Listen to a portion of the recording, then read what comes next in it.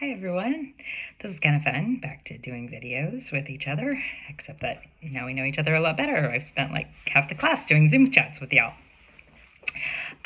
So these whole new class, whole new discussion, we started with these 3 questions. The first one being that, what did I think of the list?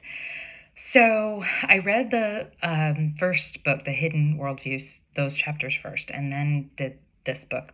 And boy, what I thought about it is that it went deep real fast. Like going from project management into like your worldview and things like your reality, and all those are great thoughts. It's just what I thought about the list was, wow, this is getting right in it right away.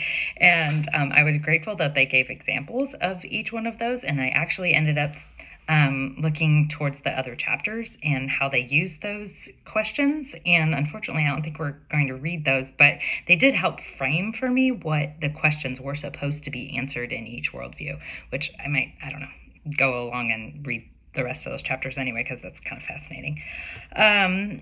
What was missing? Yeah, that's hard to say, but I will say that as I was going through just through the examples and things, it did trigger the idea of, I really liked the one about history and your, human history. I think that your community shapes a lot of your history as far as your worldview. If you were raised in a Christian home from the beginning, you'd almost have to come to a revelation of rejecting it, or of something else, because of your propensity to start at some place. So I don't know if that just kept being what I was thinking about. I think that one of the questions that I could have asked about each worldview is one that I kind of see in a lot of different worldviews, and that is man essentially good or sinful?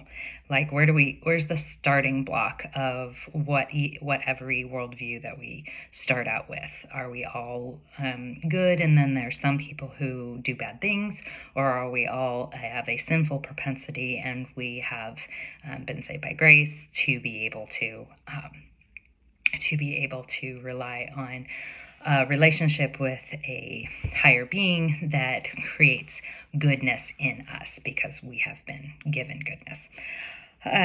So yeah, I guess that question would be one of them. The other thing is that okay, so one of the thoughts I had is I was like, okay, if everyone believed whatever worldview we're talking about, what would society look like if everyone believed this way? And just taking the individualistic nature of some of these worldviews and making it like, okay, but what happens in reality if all society functions like that? What does that actually look like and pan out? I think that would be a good study or question or development of worldviews in general. I was surprised that the whole, what was the question? Let's see, about what is a human being. That seems to be a very relevant question these days. It is the basis of a lot of our political caveats of what we believe should be laws and not laws of the country, and how we associate what is human and what should be protected in that, what should be have the freedom in that. All of those things seem like they are real big nature. So I was surprised by that question in it, and I would like to see how that pans out in the different worldviews. So yeah, getting right into it. I love to hear what y'all say and get to know us all in a very different capacity than we have done so far. So see ya.